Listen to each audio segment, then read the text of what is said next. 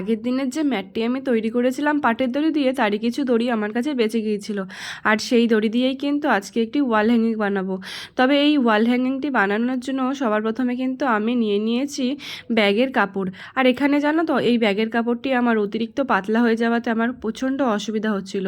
তাই আর কি করব, কাজ তো শুরু করে দিয়েছি, তাই ওই রকমভাবেই কিন্তু আমি পুরো কাজটি কমপ্লিট করেছি। আর মাঝে মাঝে এখানে গ্লু গান লাগাচ্ছিলাম এর কারণেই, কারণ এই ব্যাগে লাগতেই চাইছিল না ফেভিকল আঠা মাঝে মধ্যে, তার জন্য কিন্তু আমি একটু হট গ্লু গানও ব্যবহার করেছি। আর এখানে কিন্তু আমি তোমাদের সাথে কথা বলতে বলতে সেম পদ্ধতিতে পাখির ডানা আর চোখ, আর এখন কিন্তু আমি তৈরি করে নিচ্ছি নাকটি। তোমরা কিন্তু দেখে অবশ্যই জানিও ভিডিওটি কেমন হয়েছে, আর যদি একটুও ভালো লেগে থাকে তাহলে কিন্তু অবশ্যই একটি লাইক, কমেন্ট এবং শেয়ার করে দিও। এবার বলো তো, তোমরা বুঝতে পারছো নাকি এটা আমি কোন পাখির মতন করতে চেয়েছি?